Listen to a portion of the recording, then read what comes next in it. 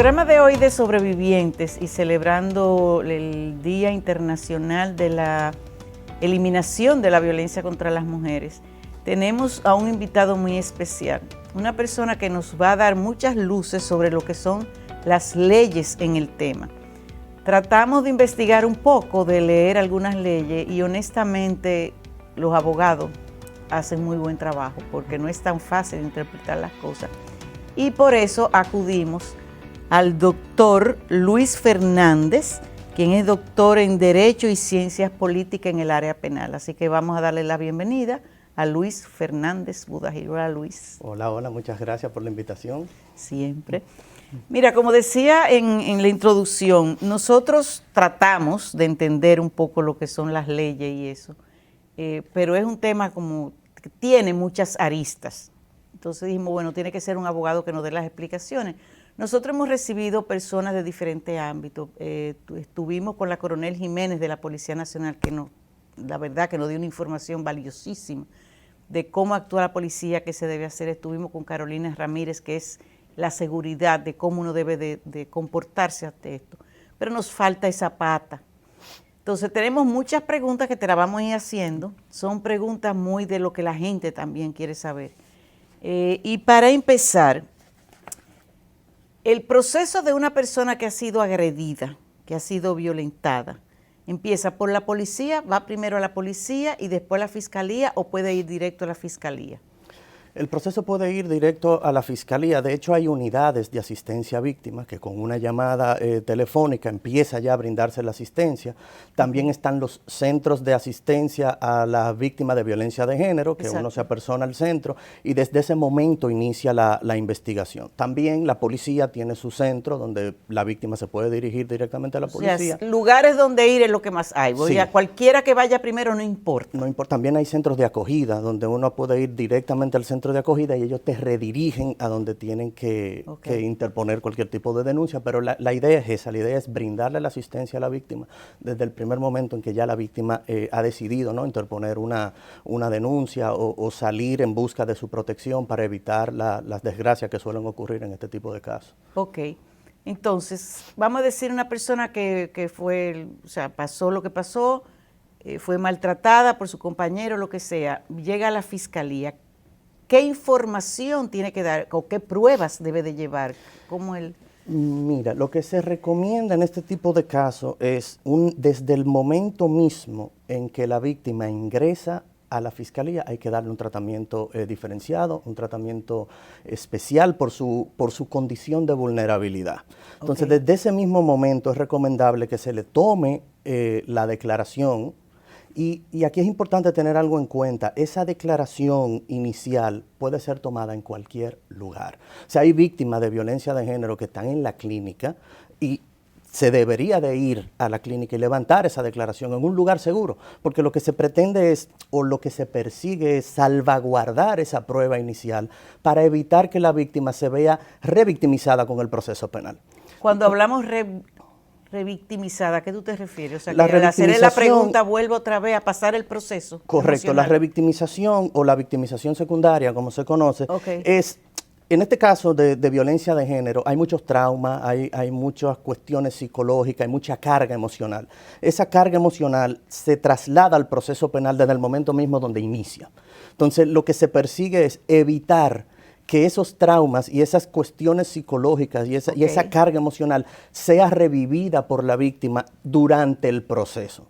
Entonces, lo recomendable es recibir una víctima de violencia de género, solicitar un anticipo de prueba, que es una figura que el Código Procesal Penal prevé, para tomar esa declaración y salvaguardar esa prueba. Eso evita dos cosas. Primero, proteger la prueba, tener la prueba recogida, y segundo, que en caso de que esa víctima de violencia de género por cualquier razón decida abandonar el proceso, pues el expediente no se queda flojo, el expediente se queda sostenido y el Ministerio Público puede continuar con su trabajo. Esa iba a ser la próxima pregunta, porque sabemos que hay mucha gente que después que dice, no, ya yo fui y puse una querella, pero entonces él me pidió arreglo, la mamá me dijo esto y aquello, yo voy a dejar eso así, yo lo voy a quitar. Entonces, es lo que siempre decimos. Entonces esa persona que es un agresor queda libre y sigue agrediendo.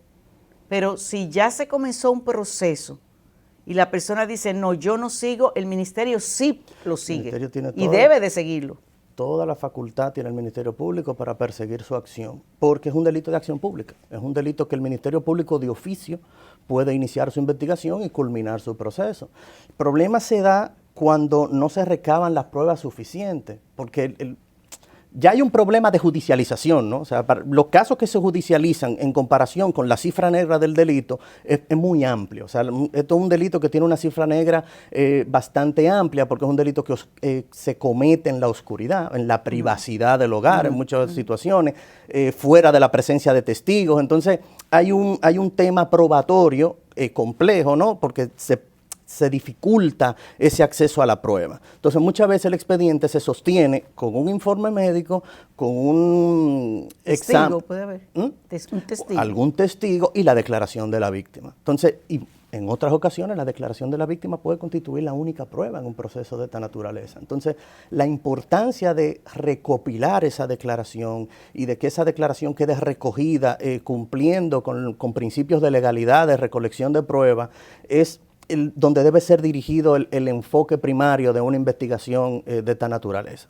O sea, se llegó a la fiscalía, se le brinda la asistencia, y esto es una asistencia holística. O sea, ahí la fiscalía se puede apoyar del departamento o de la fiscalía de niños, niñas y adolescentes también. Entonces, en caso de que hayan niños menores, también tiene que tener contacto con los centros de acogida en caso de que sea necesario sacar a la víctima del hogar para entonces ingresarlo en un centro de acogida para lograr su protección, porque lo que se busca es que este tipo de situaciones no lleguen al escenario fatal, que es el feminicidio. O sea, generalmente la víctima se encuentra en un ciclo de violencia y este ciclo de violencia es una bola de nieve. Esto va aumentando y llega un momento que tiene un desenlace fatal, se comete un feminicidio y lo que uno tiene que evitar es eso, o sea, brindarle la protección integral a esa víctima, evitar que esa víctima sea perjudicada por el propio sistema y contar con las herramientas necesarias para lograr una efectiva condena, ¿no? Porque al final esa efectividad en la imposición de la pena, esa efectividad en la culminación del proceso penal es lo que trae como consecuencia una reducción en los índices de la violencia. Ok, hay muchas personas que van y ponen la querella, ¿y cuántos son judicializados? ¿Es el mínimo? Es el mínimo, o sea, lamentablemente es el mínimo. ¿Pero por qué? Por múltiples situaciones, o sea, una víctima se puede haber decidido interponer la querella, la declaración no le es recogida oportunamente. Por quien lo haya hecho, o sea, la haya policía manejado o la el investigación, fiscal. exactamente. Perdón, ¿y cómo sé yo, si voy a poner una querella, que el trabajo que están haciendo no está bien hecho?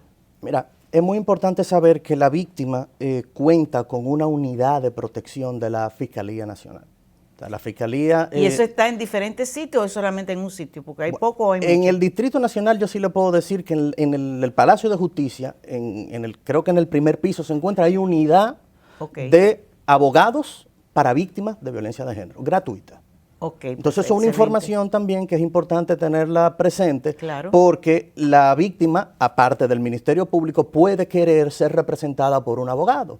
Y si no tiene los recursos para pagar ese abogado, es importante que sepa que hay una unidad de abogados para delitos de violencia de género, para ser asignados a esa víctima de violencia de género. Y nos dijeron también que el Ministerio de la Mujer tiene abogados para eso. El Ministerio también de la Mujer también tiene sus abogados que representan a víctimas de violencia de género. Métodos para la recolección del testimonio hay varios. También están los centros de visitas, ¿no? Los centros de interrogatorio, los centros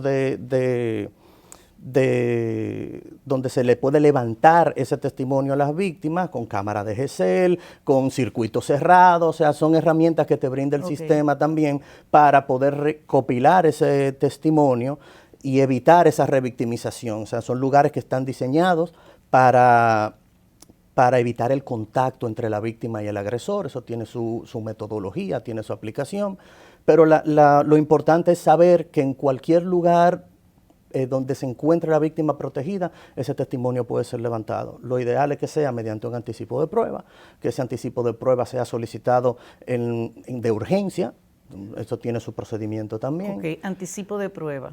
El anticipo de prueba es una modalidad que establece el Código Procesal Penal, los artículos 287 y 288 del Código Procesal Penal, para personas con especial condición de vulnerabilidad. O sea, personas extranjeras, personas que han sido víctimas de violencia, familiares de esas personas que han sido víctimas de violencia y testigos. O sea, yo puedo utilizar un anticipo de prueba y recabar ese anticipo de prueba a un testigo de una persona que haya sido víctima de violencia. Porque muchas veces no solamente el agresor va a atacar a su víctima, sino que también va a ir a acaparar a lo que son los familiares, lo que son los testigos, mediante mecanismos de presión, mediante algunas coacciones o amenazas, y esos testigos y esos familiares también pueden recabar su testimonio y ofrecer su declaración a través de un anticipo. Y puede pasar de que yo fui agredida, pero no pongo la querella, pero un hijo, un tío o un amigo fue agredido por esa misma persona, por defenderme a mí, vamos a decir, y esa persona puede ir y poner y decir, mira, esto es un agresor y está haciendo esto, esto y esto. El tema es que en este tipo de casos, en este tipo de situaciones, los familiares no pueden interponer la denuncia por la víctima. O sea, lo ideal es que sí pueden acompañar a la víctima, pero la declaración la víctima la tiene que brindar porque se considera afectado por el delito, o sea, se considera víctima, en virtud de lo que establece el Código Procesal Penal, el ofendido directamente por el delito. O sea, que si yo veo a alguien que está siendo víctima de una agresión, yo no puedo ir a poner la querella. Tengo que convencer a esa persona que es esa persona que tiene que ir, esa mujer que tiene que ir. Así es. O sea, ir a poner una denuncia por ni con un video que uno agarre algo que uno pueda llevar como prueba. Uno pudiera solicitarle al Ministerio Público, ¿no? O a la policía sobre todo, algún auxilio, pero para los fines de judicializar el proceso penal e iniciar la acción penal, esa víctima debe de ser acompañada por un familiar a poner la denuncia. Pero yo te hago la pregunta porque la información que nos dieron, que nos han dado es que una víctima dura de 7 a 8 años ir a poner una querella. Eso es correcto. Entonces, si yo estoy viendo que alguien está siendo víctima de agresión, pero no está haciendo nada porque está ciega, porque por miles de razones que no lo hace, entonces se va a perder 7 años y cuando tú vienes a ver quizás hasta la maten. Entonces uno dice, pero yo lo vi, yo le dije, pero no fue que yo pude haber hecho. Entonces por eso es que estoy insistiendo con esa esos son pregunta. El tipo de cosas de herramientas. Lo que pasa es que uno no puede forzar tampoco al proceso penal a iniciar una acción en contra de los deseos de una persona. O sea, uno lo que sí puede es acompañar a esa víctima, brindarle toda la ayuda que sea posible para que esa víctima tome la decisión. Pero uno en ese acompañamiento, en ese transcurso, uno tiene que evitar revictimizar a esa persona. O sea, es un tema muy complejo, es un tema que toca unos matices muy profundos, psicológicos, emocionales, donde el acompañamiento no puede ser sentido como un mecanismo de presión. Y ese es el problema que presenta los casos de violencia de género y de la revictimización por parte del sistema. Cuando la víctima se siente presionada por el propio sistema a actuar. O sea, muchas veces tú tienes la obligación de denunciar o tú tienes la obligación de interponer tu denuncia. La víctima lo percibe como una carga y en múltiples ocasiones lo que va a hacer es salir a un lado, ¿no? Para no tener que enfrentar la situación. Porque muchas veces la víctima de violencia de género lo único que quiere es que la violencia pare.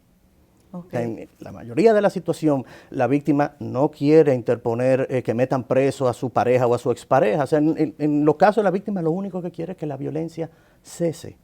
Entonces, someter esa presión a la víctima de debes accionar o debes interponer tu denuncia, se puede convertir en un mecanismo contraproducente a lo que quiere perseguir el sistema. El sistema lo que quiere brindar es información, que la víctima se sienta protegida, que la víctima sepa que cuenta con todas las herramientas posibles para que en los casos donde sienta ya que el tema se ha salido de control, vaya y accione.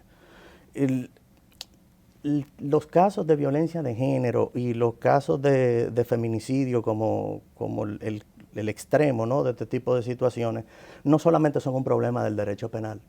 Esto es un problema social, esto es un problema cultural, esto es un problema que requiere un tratamiento etiológico, o sea, ir a la esencia de ese delito que está en el sistema de educación.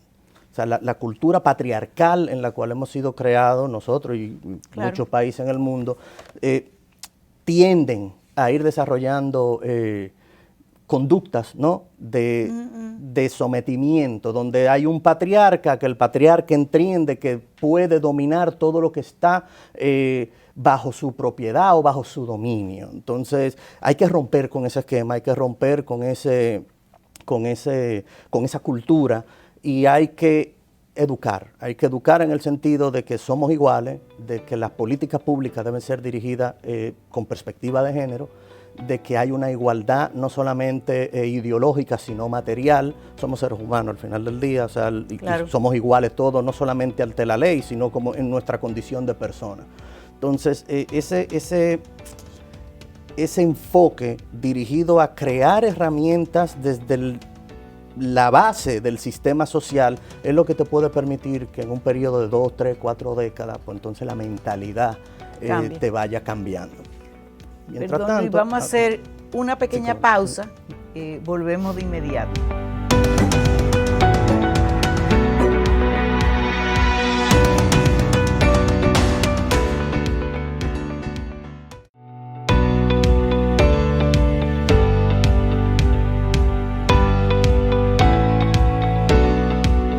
Aquí estamos con el doctor Fernández Budahir, nuestro abogado, que nos está dando muy buenas explicaciones sobre toda la parte de las leyes y la justicia en la violencia de género. Doctor, hay algo que lo he pensado y hubieron personas que me dijeron, tú deberías de preguntar lo siguiente. Uno siente que la justicia es machista. O sea, que las leyes no están hechas para protección de la mujer. No todas las leyes, o sea, pero en sentido general es como realmente machista.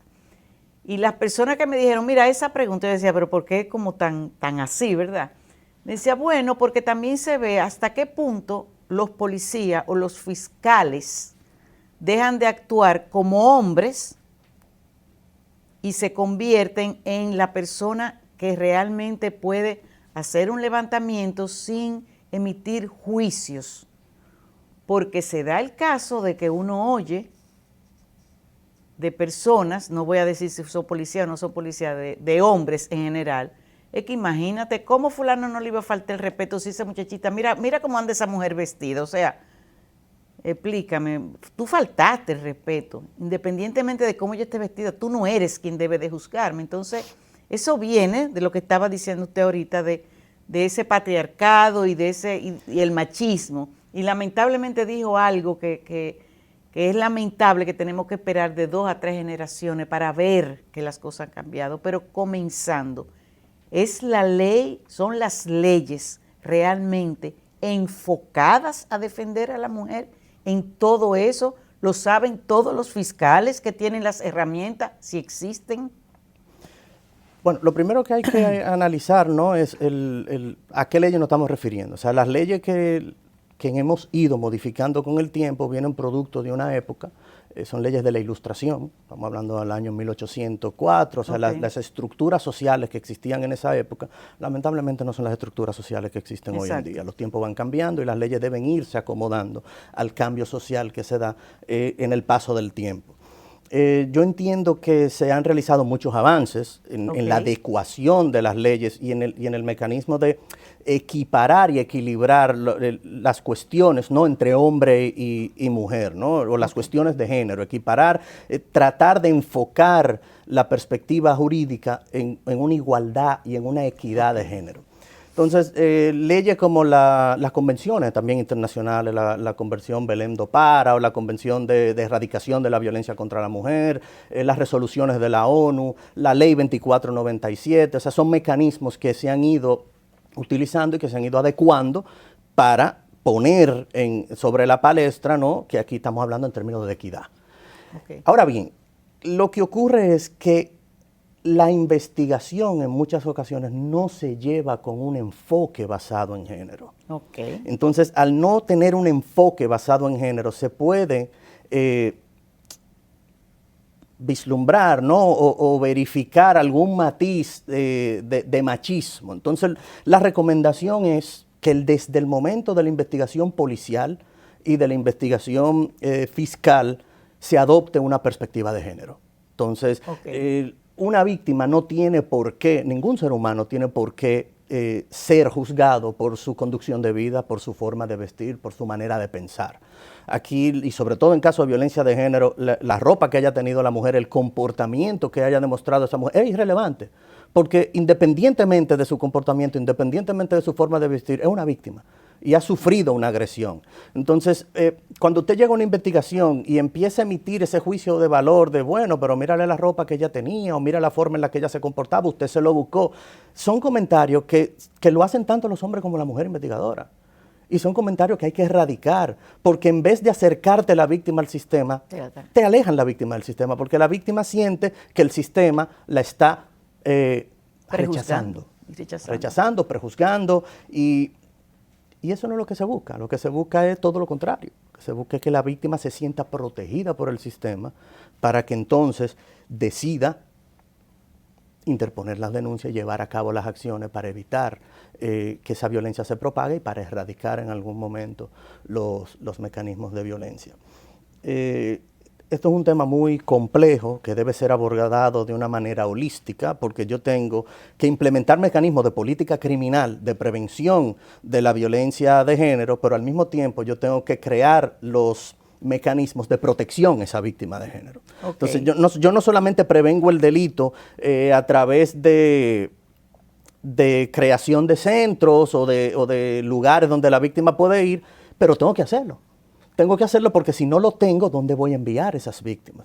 Entonces, es un enfoque que hay que dar de general, no holístico, abordarlo por varios temas, desde varias ramas jurídicas, sociología, psicología, criminología, derecho penal. O sea, es un enfoque que debe ser abordado por múltiples actores del sistema y que abarque tanto lo etiológico, o sea, irme a las bases de donde surge esa violencia, como los mecanismos de protección para los casos donde ya se ha ocurrido el fenómeno, ¿no? o el flagelo que uno vive de la violencia de género. Cuando esto ocurre, pues yo tengo que tener las herramientas para poder proveer esa protección.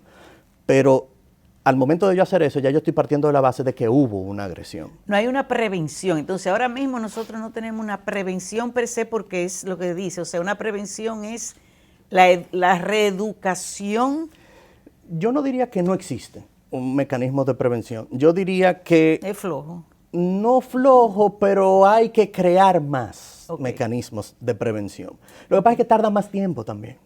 Sí. O sea, un programa de política criminal, de prevención de la violencia contra la mujer, te va a durar mínimo 10 años. O sea, la implementación, el desarrollo y la madurez de ese programa te toma mínimo 10 años. Entonces, la herramienta que tú tienes a corto plazo es esa: crear los centros, brindar estructura para que la mujer que ya ha sido víctima de violencia de género pues tenga a dónde ir, o tenga los centros de entrevista para donde poderse levantar su testimonio, y tenga esas herramientas de evitar que la maten o evitar que la violencia de género se propague a un nivel donde ya sea irreversible para esa víctima, donde hayan delitos de lesiones, donde se le ocasione incluso hasta la muerte. Pero también tenemos que enfocar la política criminal del Estado en esa prevención inicial, crear políticas públicas de equidad de género, que vayan dirigidas a establecer desde los inicios de la base social que somos iguales, que por el hecho de que un hombre agarre una escoba o agarre un trapo no se le va a caer la mano, y que tiene que ayudar en las obligaciones del lugar, y que eso es lo que lo convierte en un hombre de bien, no en un suave o en un blandito. O sea, esas son culturas que nosotros tenemos que erradicar desde la base de las estructuras sociales. Que aquí el hombre que juegue con una muñeca no tiene por qué recibir un calificativo. O sea, al contrario, esto es un tema integral, esto es un tema de integración social, un tema donde el hombre y la mujer son iguales y donde las tareas se reparten dentro del hogar, y donde eso no tiene nada de malo, al contrario. Eso lo que te hace es crear sociedades no equilibradas. Donde las sociedades avanzadas, donde más equilibrado tienen este tema, es donde menos delitos de abuso contra la mujer se cometen. O sea, todas las sociedades sufren de esto. Okay. Pero donde más desarrollado yo tengo el tema de la equidad, yo menos siento este tipo de flagelo. Por eso las sociedades latinoamericanas vienen y tienen tanto tiempo sufriendo este tema, porque es que son sociedades que tienen una creación cultural muy arraigada al patriarca. Entonces exacto, hay que romper ese patriarcado, hay que romper con esa cultura machista para entonces poder lograr un equilibrio no social donde el hombre entienda que eso no es su propiedad. Y aquí hay algo muy importante. Una de las violencias más graves que se sufre en las relaciones de género es la violencia económica, que es muy imperceptible, pero donde se da una posición de dominio que la mujer lo sufre. O sea, el tema... ¿Y cómo yo pongo una querella contra ese tipo de violencia?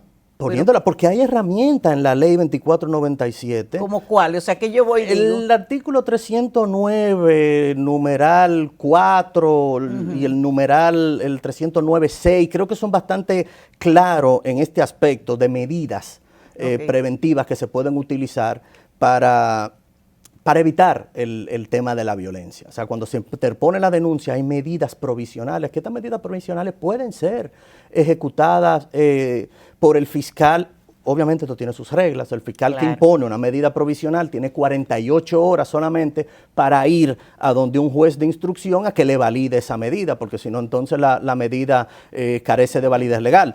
Pero el tema de una orden de alejamiento no es la única medida que puede poner un fiscal para prevenir la situación de violencia. Sí, o sea, pero la parte económica es esa, como que yo digo, o sea, ¿qué le debo yo decir a la persona que está levantando mi querella de la parte económica? Porque el tema de la violencia económica funciona de la siguiente manera. Hay una separación entre una pareja, para poner un ejemplo, el padre es quien lleva la provisión del hogar y decide cortarla. Entonces, aquí, para hacerle un daño a la mujer, termina afectando a los hijos menores, porque no paga la pensión, no le da dinero para comprar la comida, la mujer empieza a sentir un tema de violencia, empieza a tener que salir a buscar ese sustento, entonces empiezan las quejas por el abandono del hogar, entonces va creando una destrucción de esa familia, ¿no? Entonces, eso es violencia. Eso es violencia. O sea, el hecho de tú darle una extensión de una tarjeta de crédito a la mujer tuya, tiene un matiz de dominio cuando tú lo utilizas de esa forma, porque si yo lo que te digo es no, tú no tienes tarjeta a tu nombre, yo te doy una extensión de la mía, yo controlo cuando tú vas al supermercado, yo controlo cuando tú estás en el salón, yo controlo cada lugar en el que tú estás asistiendo. ¿Por qué? Porque cuando tú consumes y pasas la tarjeta, yo sé dónde tú estás. Entonces, eso es control y eso es dominio. Entonces, si yo corto esa provisión económica y la utilizo para manipular, yo estoy siendo un agresor económico contra esa víctima. Entonces, eso es violencia también.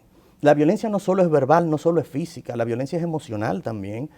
Hay mecanismos emocionales de rechazo, de minimización hacia el otro, que son síntomas de violencia también. Y el tema económico también es un síntoma de violencia y debe de recibir la misma protección que recibiría un caso de violencia física, un caso de violencia porque aquí lo único psicológica. Que uno oye en esa parte económica es que fulano no me pasó la pensión y voy ahí a ponerle la querella. Incluso hay medidas donde se pueden determinar que centros médicos atiendan a esa víctima de violencia de género gratuitamente. O sea, yo como Estado puedo ordenar a un determinado centro médico a que atienda a la víctima de manera gratuita.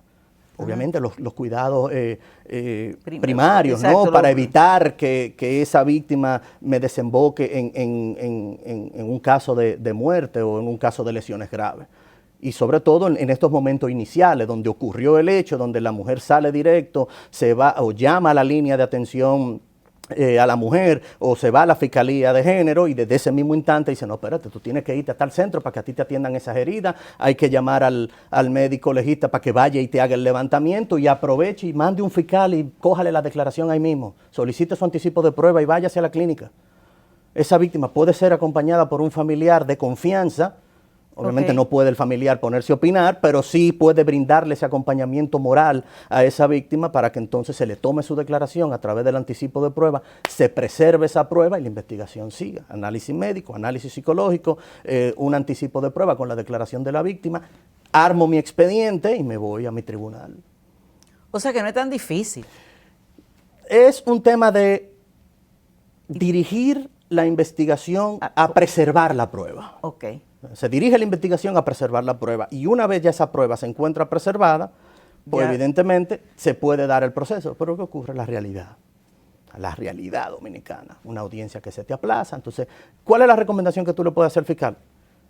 Organice su expediente, encárguese de que su expediente esté organizado, de que las partes hayan sido debidamente citadas para que las audiencias sufran menos aplazamiento.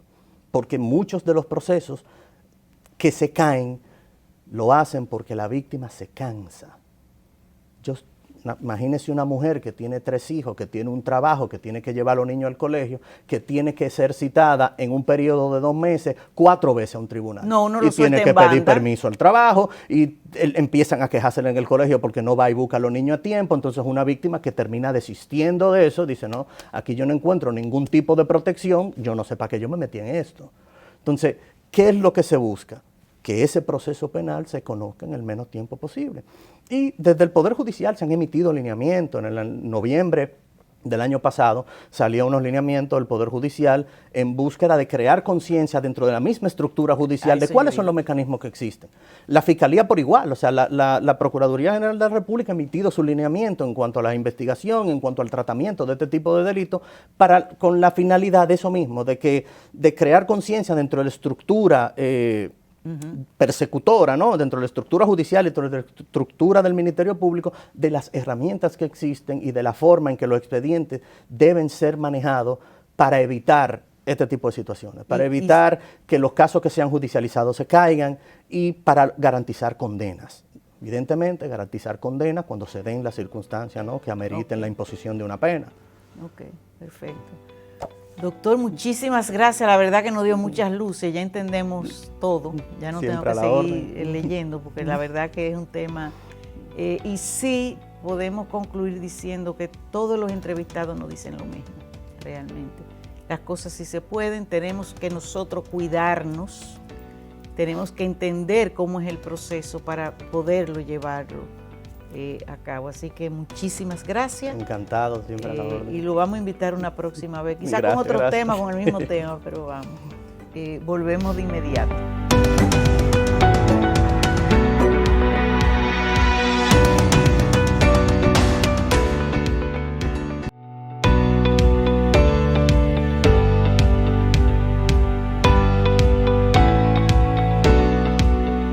Como parte del programa de hoy tenemos un testimonio de una sobreviviente, una joven que desde muy temprana edad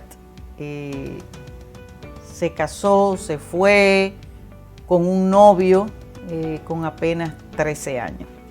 La historia de ella comienza cuando su padre muere, que era una niña muy pequeña, luego su madre se casa, la abandona a ella y a sus hermanos, y los 3 hermanos sí se mantienen juntos y se van a vivir ellos 3, pero eran apenas niños. Entonces vamos a ir, ¿qué nos dice ella de cómo fue ese proceso de cuando se casó, cómo fue su pareja y cómo ella ha ido en su vida, ha ido evolucionando a pesar de haber sido una niña que se casó a los 13 años? Gracias a Dios que las leyes se está modificando para que este tipo de casos no se repita. ¿Cómo estás? Bien, ¿y usted? Bien. ¿Cómo tú has seguido con tu vida? Después de que salí de esto, bastante bien. Qué bueno. Cuéntanos un poquito, ¿qué edad tú tenías cuando te fuiste con el joven y qué edad tenía él? Yo tenía 14 años y él tenía 19. O sea, a pesar de que él era mayor de edad, también era un niño realmente. Claro, éramos 2 niños que no sabíamos realmente lo que estábamos haciendo, no sabíamos lo que conllevaba ser parejas, vivir juntos. ¿Y tu mamá sabía que tú te fuiste con él? Sí, ella lo aceptó. O sea, lo dio como bueno y válido. ¿Y tío o abuelo o persona adulta a tu alrededor lo sabían y lo aceptaron? O Sí, ellos lo sabían y como dicen, que el que toma su decisión se hace responsable y nadie se metió en eso, nadie. ¿A pesar de qué edad tú tenías? 14 años. 14 años. Una niña que debía estar jugando muñeca, estaba jugando Exacto. muñeca.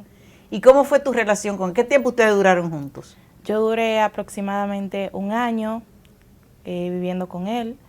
Fue una relación bastante tóxica porque como todas las relaciones comienzan bastante bien, llevándose muy bien, pero al pasar del tiempo tú te vas dando cuenta de que ya no es lo mismo, de que va cambiando todo, llegan los celos, maltratos. ¿Qué tipo de celo él tenía contigo? O sea, ¿qué cosa?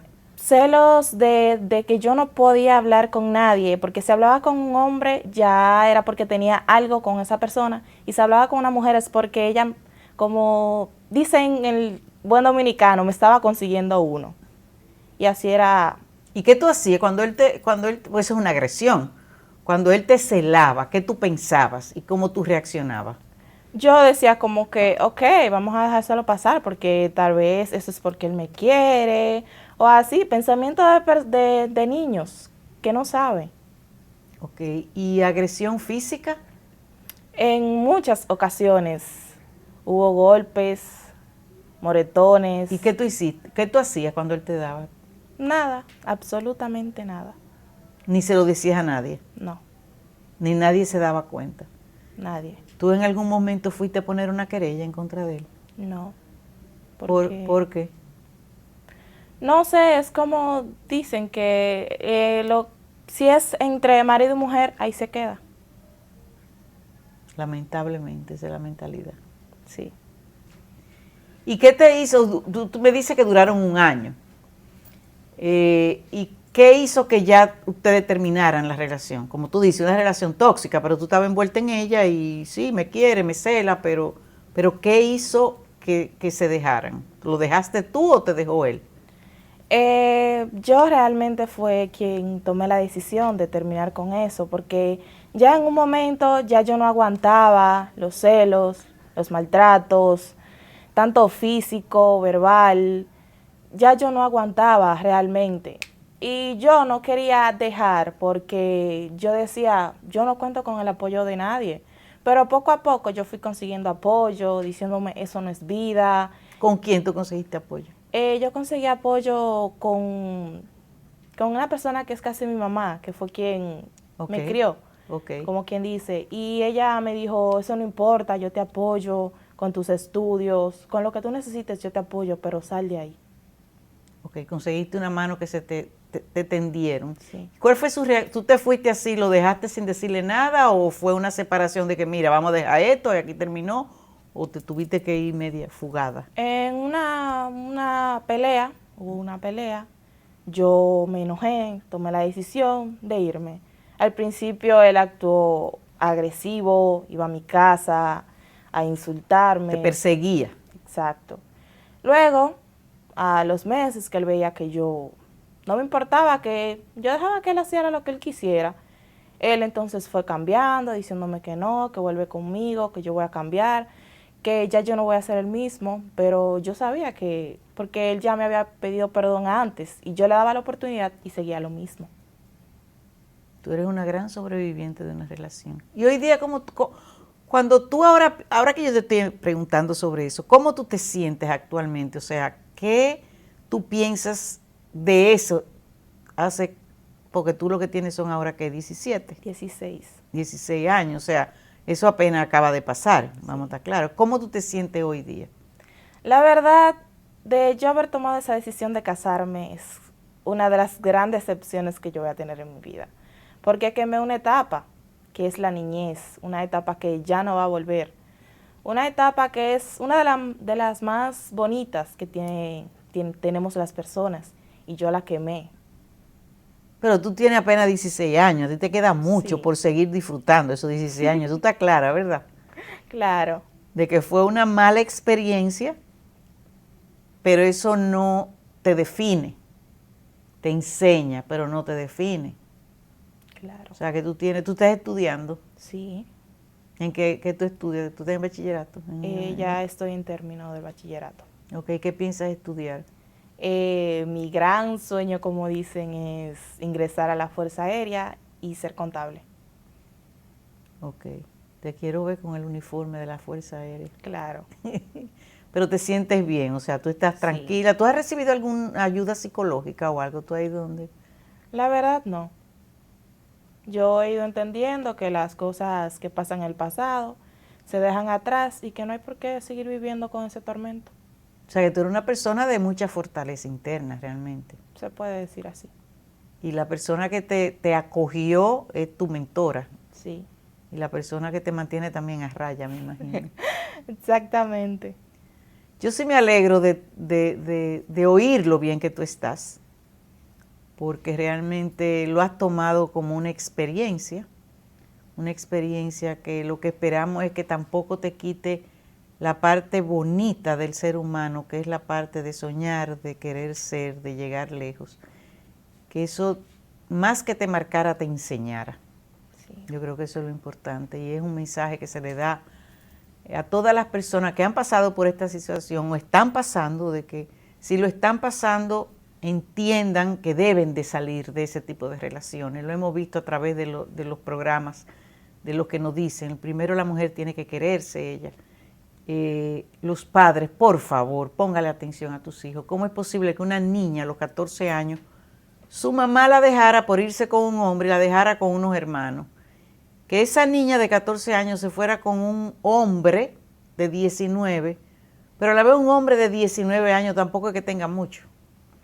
Entonces, eso se ve en nuestra sociedad como bueno y válido. Gracias a Dios está cambiando, que esperemos que sea pronto. Pero tenemos que educar a los muchachos, tenemos que educar a los padres, que primero se es padre. ¿Cómo es posible que se abandonen unos hijos? Te agradecemos enormemente realmente lo que ha sido tu testimonio. Nos dice mucho, nos enriquece mucho y nos enseña. Nos enseña a la actitud. Tú has tenido una actitud excelente ante el pasado y estás afrontando un excelente futuro. Así que muchas gracias, te deseamos lo mejor del mundo y que tu experiencia sea una experiencia, que se quede ahí como una experiencia de vida. Así que gracias a usted. Y seguimos.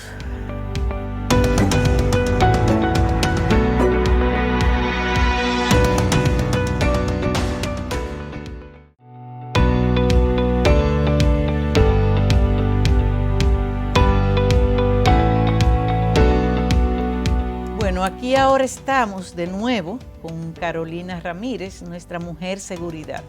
En el día de ayer tocamos algunos temas de lo que es la defensa, vamos a decir, ante un agresor, tanto intrafamiliar o de género o la delincuencia.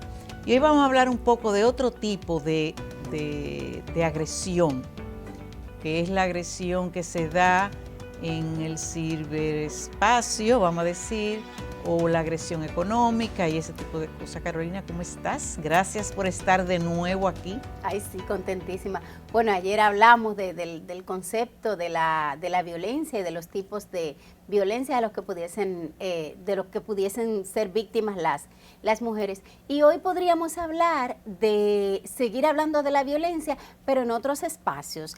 Quizás ya no la violencia que se da, como se dice, en la vida real o en la vida análoga, sino que ahora con esta democratización del acceso al Internet, asimismo entonces se han movido al espacio virtual algunos tipos de violencia que se reflejaban en la vida real. Exacto. Y ahora pasan entonces a la vida digital o a la vida virtual. Y a propósito de lo que ha sucedido en el mundo con lo de la pandemia del coronavirus, muchas de nuestras actividades, incluso nuestras actividades productivas y nuestras actividades formativas o académicas, pasaron del mundo análogo, del mundo real, al mundo virtual. Entonces la violencia y la agresión igual también pasa al mundo virtual y hay que prestar mucha atención porque esas incluso igual pueden generar depresiones y pueden terminar en muertes y en pérdidas significativas.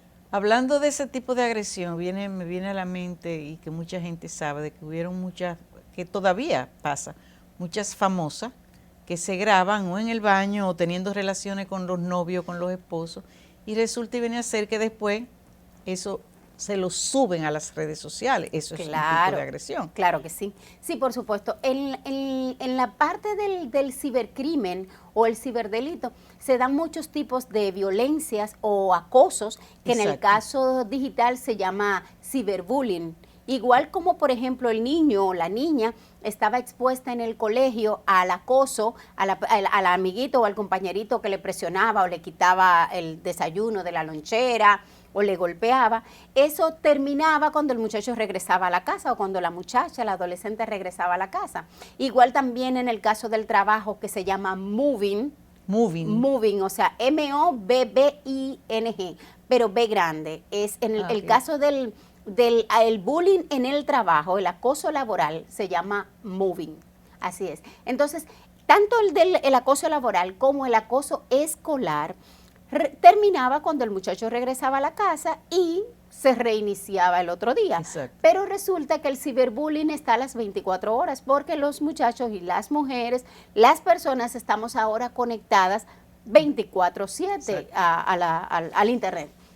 Entonces, todos esos episodios de violencia y de agresión, entonces ahora han mutado al mundo digital.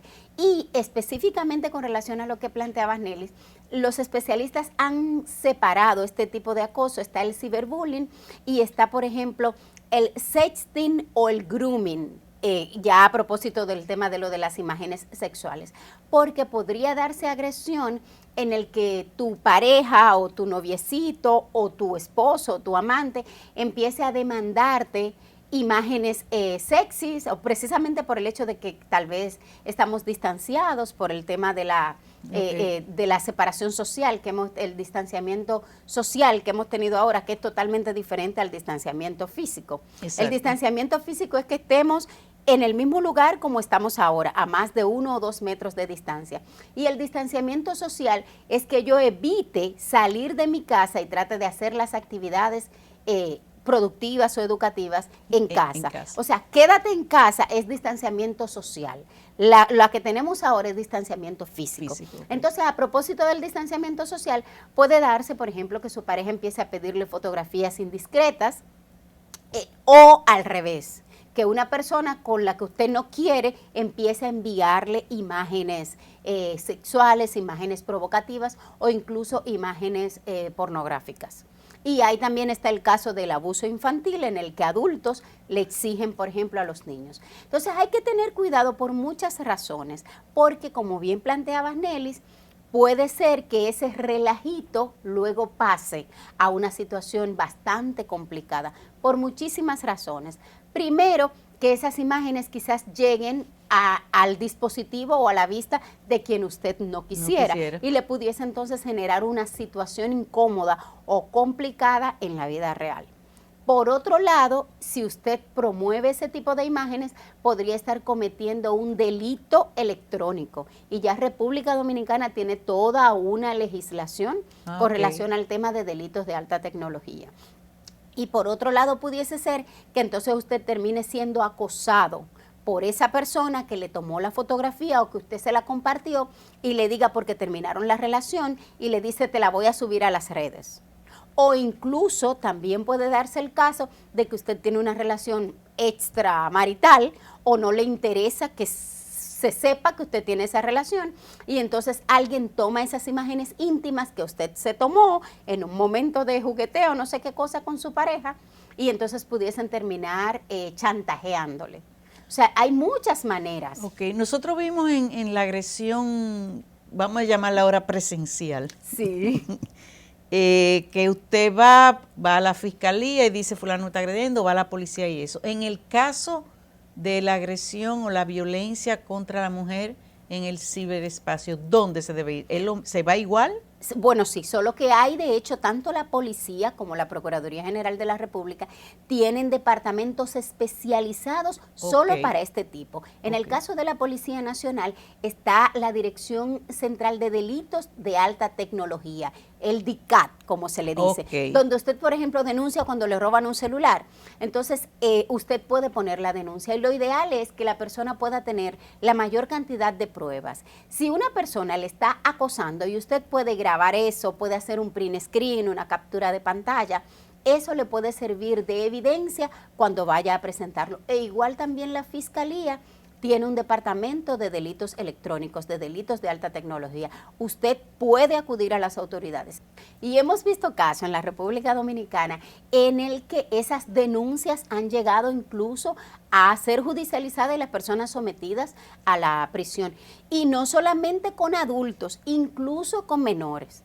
Como bien sabe Nelly, yo estuve dirigiendo durante 2 años todo el sistema de cárceles o el sistema de centros de atención a menores en conflicto con la ley. Y nosotros durante mi gestión tuvimos casos en los que un adolescente subió una fotografía de una niña, por ejemplo, a las redes sociales, o incluso tuvimos casos en el que una niña envió fotografía de otra niña vía WhatsApp y eso fue judicializado. O sea que hay que tener mucho cuidado en que sea usted el que cometa el delito. Y si usted está siendo víctima de eso, puede denunciarlo a las autoridades y esos departamentos son bastante eficientes en ese sentido. Ok, y es más fácil, porque tú tienes, digo que es más fácil, porque la evidencia tú la tienes. Cuando la tienes, porque a veces... Pero porque si es cualquier cosa que te envían por WhatsApp o te envían a internet o algo, o sea, tú la tienes. Sí, pero a veces es un poco complicado para determinar quién realmente lo envió, porque entonces hay que rastrear la dirección IP y como no es un delito, por ejemplo, de flagrancia, la policía no puede detener a esa persona de inmediato, sino que tiene entonces la fiscalía que solicitarle al juez que le autorice entonces una orden de detención y a veces es un poquito complejo. Y en el caso de República Dominicana hemos tenido casos donde redes de delincuentes, incluso desde algunas cárceles, han establecido todo un sistema para extorsionar a las personas. Entonces, ante una agresión en el mundo virtual, lo importante es que denuncie de inmediato. Y en República Dominicana sí tenemos todos los mecanismos para que la gente pueda hacerlo. Claro, a veces toma un poquitito de tiempo, porque el proceso es un poco más lento. Si es en las redes sociales, a veces hay que enviarle, la Fiscalía tiene que enviar solicitud a Facebook, por ejemplo, o a Instagram, para que le certifique que el usuario es eso. Y se toma un poquitito de tiempo, pero de que se resuelve, si usted le da seguimiento, se resuelve. Ok, entonces, ¿cómo yo hago para que eso no pase? Prevenir. Como la regla de protección, el 90% de lo que usted puede hacer es prevención. Y no sea iluso, no sea inocente, no sea como sorprendido en su buena voluntad. De hecho, a veces podríamos cometer el riesgo de tomarnos fotografías e incluso y decir, ay, yo no la subí a las redes. O sea, yo me tomé una fotografía íntima, ya la vimos, y bueno, la dejé en el teléfono, pero resulta que nuestros teléfonos, la mayoría están conectados a un sistema de sincronización con nuestra cuenta en línea, con nuestra cuenta en Google o nuestra cuenta de iOS. Entonces, aunque usted no le dio a subir a las redes, es muy posible que en su archivo de fotografías que usted tiene digital, eso haya subido y está en la nube. Entonces, es bueno pensar que cualquier cosa que le pudiese afectar, y sobre todo a las chicas, a las adolescentes, que ahora ha habido, bueno, una demanda de likes, o sea, una necesidad de que me den likes, de tener seguidores, y entonces empiezan a promover fotografías indiscretas para conseguir más seguidores. Entonces, es bueno que piensen si eso le pudiese afectar ahora en lo inmediato y en el futuro cuando usted vaya a aplicar a un empleo, cuando usted vaya a aplicar a una beca o incluso cuando usted quiera establecer una relación formal con alguien. Entonces, cualquier cosa que usted entienda que le pudiese poner en vergüenza con su entorno inmediato, con su jefe, si esas imágenes llegan a su dispositivo o como sea, o con su pareja o la sociedad en sentido general, evítelo. Entonces, vamos a tratar. Compremos una cámara fotográfica regular y tomémonos la foto, pero no con el celular. Preferiblemente en caso de que haya la necesidad. Exactamente. Ahora, si usted puede evitar tomarse la fotografía, evítela, porque eso no es yo me refiero incluso a fotografías que no son comprometedoras. Sí. Porque nosotros los padres, los abuelos, le tomamos foto a los niños. Claro. Y le vimos subiendo. Eso es, bueno, de hecho tuvimos un caso que se hizo viral en República Dominicana, donde un delincuente tomó imágenes de una niña, de una fotografía, y luego estaba asediando a los padres para que les dieran dinero, acosándolos y diciendo que iban a subir la fotografía en las redes y que incluso iban a vender la imagen de la niña en algunas páginas. Y ese caso, por ejemplo, se judicializó porque la familia insistió. Entonces es así. Y lo importante en el caso de las redes es estar muy atento y evitar cualquier cosa. Algo importante que no quisiera que se quede con relación a lo del tema de la violencia, y es que también a nivel virtual se hace violencia. Por ejemplo, hay personas que le instalan una aplicación en el dispositivo de su pareja para saber con quién habla, con quién se comunica o dónde está. Una persona que le exige a usted, por ejemplo, que tenga la localización en tiempo real activada permanentemente, o que le esté revisando permanentemente su perfil, o le diga quite esa fotografía, no me gustó el mensaje que te puso fulano. Esos también son indicadores que pudiesen convertirse en un comportamiento violento. Carolina, vamos a una breve pausa y regresamos en un momento.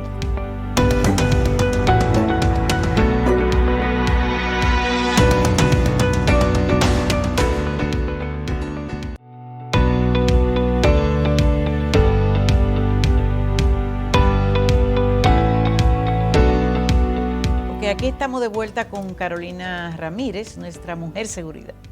Carolina, hay algo que yo entiendo que nosotros deberíamos hablar un poco. Sabemos que todo el tema de la violencia contra la mujer tiene mucho que ver con la educación, que es un proceso largo para la eliminación del mismo. Yo creo que es algo que va a ser, esta generación no lo va a ver, es la próxima generación, porque se está haciendo ya un trabajo de educación. Pero nosotros tenemos una población muy joven, un porcentaje muy alto de nuestra sociedad son gente joven. Entonces, háblanos un poco de cómo nosotros podemos ayudar a esos adolescentes, que como la palabra lo dice, adolecen de autoestima, de las cosas que ahorita, que en el programa de ayer hablamos, que la mujer debe de sentirse segura. En la adolescencia es una etapa de la vida donde esa seguridad está en formación. ¿Qué cosas debemos decirle a esos jóvenes para que no sean agredidos, que no sufran agresión? ¿Y qué cosas debemos decirle también a los padres para que estén atentos de si su hijo está siendo violentado o agredido por su parejita, su noviecito o por los amigos? Me gusta mucho ese enfoque que le estás dando con relación a la parte de la educación, que es un cambio de cultura y que posiblemente lo puedan ver las generaciones siguientes. Y me gusta mucho el enfoque de la eliminación de la violencia, porque tradicionalmente hemos hablado del combate a la violencia, y el mismo combate en sí es violento. Entonces la idea es esa precisamente, que vayamos creando las condiciones de protección y bienestar que permitan la eliminación de estas formas de violencia. Y como hablabas de manera muy particular, ya no solo las mujeres, las adolescentes y los adolescentes, ya en sentido general, ahora mismo están expuestos a muchos tipos de violencia.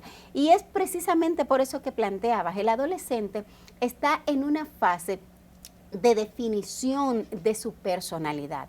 Pero precisamente dicen los especialistas que está en la etapa donde necesita mayores niveles de aceptación. Se están desarrollando sus habilidades sociales, en las que necesita como garantizar ese sentido de pertenencia al grupo, y esa necesidad que tenemos los humanos, porque de por sí somos entes sociales, de pertenecer a un grupo, de ser aceptados.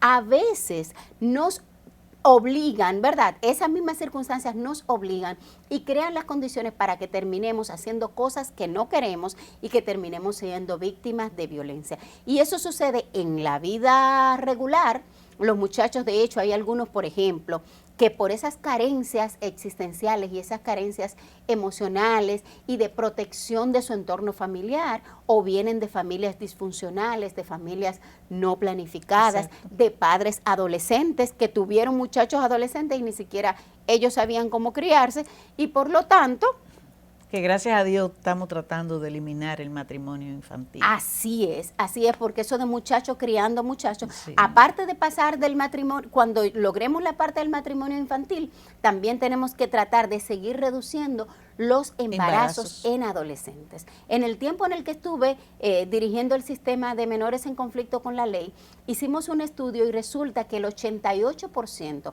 de los muchachos que en ese momento estaban privados de libertad venían de hogares disfuncionales, en los que no estaba o ninguno de los padres, o estaba uno de los padres, y aunque estaba físicamente, emocionalmente estaba ausente. Ahí había muchachos que estaban en conflicto con la ley, pero ellos eran víctimas en sí mismos. Eran hijos de personas que estaban en la cárcel, o habían muerto en una riña, o habían muerto por SIDA, o los habían abandonado. Entonces, esos muchachos que vienen de esos hogares desfragmentados, y a veces hogares en los que tenemos a los padres presentes, pero no están cumpliendo su verdadero rol de padres, necesitan ser aceptados, y por eso es que se meten en gangas, en pandillas, y Exacto. por eso es que se meten a la delincuencia juvenil, a veces por necesidad incluso de satisfacer no solo necesidades emocionales, a veces Sino hasta económicas, hasta alimenticias, o sea, Exacto, y están por ejemplo, los ritos o los procesos de iniciación. Ah, no, pues tú para iniciarte tienes que robarte una cartera, o tú tienes que hacer tal cosa, y en algunos casos tienes que darle una puñalada a alguien, o sea, existen esos tipos de iniciación. Entonces, lo primero es ir reduciendo las posibilidades de vulnerabilidad que tiene la persona. O sea, el entorno familiar tiene que estar atento al muchacho y crearle las condiciones para que pueda desarrollar una autoestima lo suficientemente fuerte, de manera que no necesite como demostrar para poder entrar a esos círculos. Eso es en ese caso.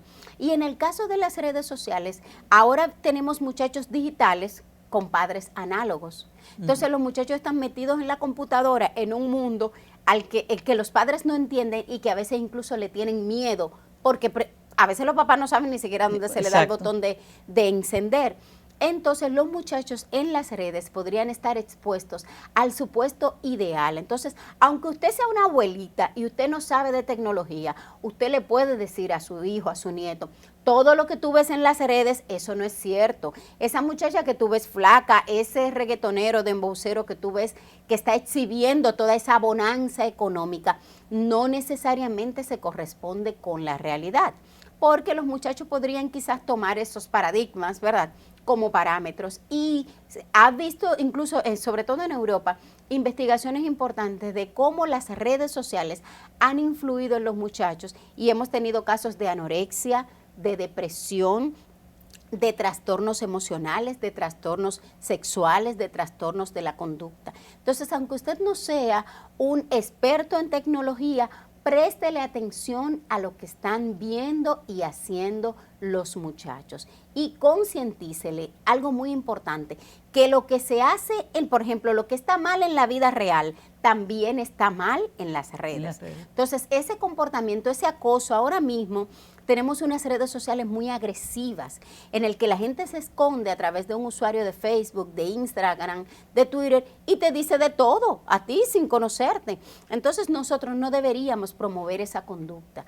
Por un lado, no deberíamos hacerlo nosotros, y tampoco deberíamos ser tolerantes. Entonces, esos artistas, esas figuras que tienen un comportamiento así, la única manera de nosotros empezar a parar eso es no seguir a esas personas. Exacto. Y explicarle a los muchachos que ese no es el modelo a seguir. ¿Cómo me doy yo cuenta como padre, como madre, de que mi hija puede estar siendo acusada en las redes sociales? O sea, de la misma manera que hablamos ayer de cómo tú comienzas a darte cuenta que el agresor anda por ahí, ¿cómo me doy yo cuenta que mi hija está siendo acosada o violentada en las redes sociales. En estos días yo tuve acceso a una guía para padres que creó la alcaldía de La Coruña en Madrid, en España. Ellos prepararon una guía básica para padres, la pueden buscar en internet, incluso, y habla específicamente de eso. Cómo darse cuenta de que su hijo pudiese ser víctima de violencia o de bullying a través de las redes sociales, o incluso pudiese estar también siendo acosado por un adulto en el entorno familiar, es el cambio de comportamiento. Un muchacho que antes era muy movidito y de repente está recogido, o está muy chévere en la casa y cuando llega alguien cambia el comportamiento, hay que empezar a observar eso. Y en el caso de las redes o en el caso electrónico, un muchacho que siempre quería estar metido en la computadora o en el celular y de repente suelta el celular y entonces uno le dice, pero que ahora tienes que tomar las clases, tienes que conectarte, es muy posible que esté siendo acosado a través de las redes, puede ser cualquier red o a través del internet.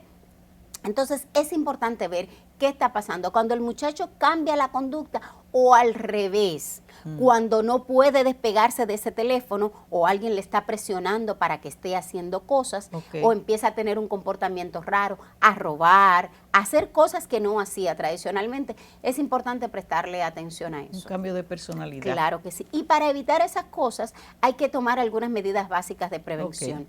Hay que restringir el tiempo que los muchachos están conectados, por ejemplo, al dispositivo. Sabemos que ahora tienen que conectarse más por las clases. Yo te iba a decir eso, que estamos en un momento que yo creo que es muy crítico, porque por un lado uno le ha combatido mucho. No pase tanto tiempo que en las redes, que eso no es bueno, suelta el celular, suelta la computadora, y ahora agarra el celular, agarra la computadora. O sea, es un discurso contrario, que está bien, que es para estudiar, perfecto, pero lo estamos diciendo, lo que antes no era bien, ahora es permitido por las circunstancias. Exacto. Sin embargo, hay muchísimas aplicaciones electrónicas para padres, incluso de versiones gratuitas, en las que usted puede monitorear, claro, sin resultar invasivo. Importante. Sin resultar invasivo. Porque eso es una violencia. Que por supuesto, eso es agresión. Claro. Sin resultar invasivo, hay aplicaciones como Custodio, muchísimas otras, casi todo, tanto para dispositivos iOS como Android, incluso para la misma computadora, para la tablet, en la que usted puede monitorear, porque de todos modos, a veces ahora los muchachos le dicen que están haciendo tareas y resulta que no están haciendo tareas, están conectados al dispositivo y ahora tú no le puedes quitar el aparato porque están estudiando. Sin embargo, estas aplicaciones le dicen cuántos minutos estuvo conectado a aplicaciones educativas y qué tiempo no estuvo conectado a aplicaciones educativas. E incluso usted hasta puede programar los horarios en los que incluso el dispositivo se le apaga o solo le sirve para llamadas de emergencia. Eso es importante. Y es importante también negociar en la familia una agenda en el que los muchachos, si en la mañana están en clase, entonces en la tarde tenemos que buscar algunas actividades. ¿Por qué? Porque esto está generando otros problemas y es la dependencia de la pantalla. Y la dependencia de la pantalla, vamos a ver en generaciones futuras que vamos a tener problemas de sedentarismo, de falta de actividad física y otra cosa que genera la dependencia a la pantalla del dispositivo y es que genera apatía. O sea, esa empatía que yo tengo que tener por ti, que te presto mi juguete o que te doy una oportunidad de hacer algo con algo mío, resulta que en las redes eso no se tiene. La red es apática, es agresora de por sí. O sea, por eso es que precisamente estamos hablando de estos casos de violencia porque la gente llega a hacer cosas porque otros le dijeron que no, que está mal, y te ponen 1000 comentarios negativos con relación a algo que hiciste y entonces la persona cambia de conducta en función de eso. Entonces es sumamente importante reducir en la medida de lo posible la dependencia de la pantalla y tratar en la casa de generar actividades en las que podamos convivir, porque ahora estamos 5 en una casa, pero hay 3 muchachos conectados en dispositivos diferentes, claro, porque tienen clases distintas. Yo estoy haciendo teletrabajo y el otro también está viendo alguna cosa. O sea, estamos juntos, pero estamos separados. Entonces, es eso, estar consciente de la necesidad de conectarnos para continuar con nuestra vida laboral y con nuestra vida formativa, pero identificar espacios en los que podamos entonces tener actividad física y también una especie de compensación por acción. Usted completó su tarea, entonces usted tiene oportunidad a ver, por ejemplo, otras cosas o hacer otras actividades. Tú estás conectado 4 horas a la computadora, entonces ahora usted tiene que pararse, ayudarme a fregar los trastes o a arreglar la cama para que el muchacho tenga actividad física. Porque nos estamos dañando nosotros mismos, ya los muchachos no salen a jugar la plaquita, a correr bicicleta. No, lo primero que ahora toditos viven en apartamentos, o sea, el patio no existe. Claro. El tiguereo, jugar a la tapita, encaramarte en una mata, eso no se da. Sin embargo, hay aplicaciones electrónicas que nos permiten tener actividad física. Invéntese una clase de zumba y busque un video en el internet, aprenda a bailar Jerusalema o cualquiera de esos bailes, ¿verdad?, que puede compartir la familia completo. Hagan retos entre uno y el otro porque hay que buscar formas creativas de tener actividad física. Entonces, un llamado de atención realmente a los padres de los adolescentes con esto de las redes y eso es tener ojo abierto.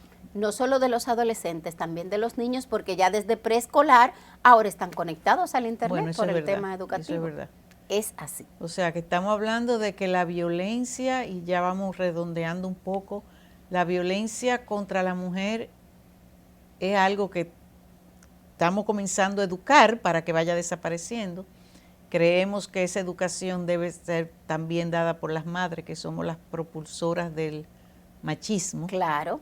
Porque eso es una realidad. Así es. Gracias a Dios, esta nueva generación que ya tiene hijos, las cosas son diferentes y el hombre y la mujer comparten de manera diferente los quehaceres de la casa, los papás llevan a los niños al pediatra porque la mamá está trabajando ese tipo de cosas.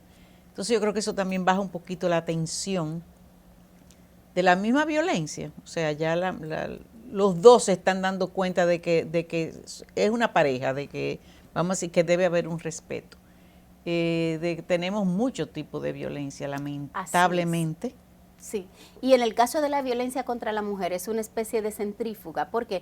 Porque a veces todo el entorno, no solamente la pareja, todo el entorno generamos violencia hacia la mujer de una u otra manera. Pero otra cosa sumamente importante y es que la violencia contra una mujer afecta también a la familia y afecta a la sociedad. O sea, cuando usted violentó a una mujer, eso afecta a los hijos, afecta a los familiares. Entonces, no seamos apáticos, no, que la violencia es contra la mujer y por lo tanto yo no tengo que preocuparme, porque la violencia contra la mujer también afecta a la sociedad. Yo en el programa de ayer, en una que estaba hablando con la coronel, me entró era como una rabia y como que me fue en una, pero de las cosas que yo decía era que el hombre que es violento contra la mujer, lo primero que debe de cambiarle la cara al esposo y ponerle una foto de su mamá. Sí, o de su hermana, o de su hija. Porque uno oye mucho a los hombres en general, estoy hablando en sentido general, de decir, no, mi mamá es mi mamá, esa y tú lo ves. Es una santa. Eso es una santa, esa que nadie la mano ya sabe lo que es. Claro. Óyeme, pero la esposa tuya es la mamá de tu hija. Claro. Y cuando tú oyes a un hombre que dice que no, fulano de tal, que no se propase con mi hija, que no le ponga un dedo a mi hija, pero tú lo estás haciendo con la hija de alguien. Entonces un llamado al hombre, en este caso porque estamos hablando de la eliminación de la violencia contra la mujer, que el hombre entienda que la mujer es el ente que es madre, que es hija, que es tía, que es sobrina.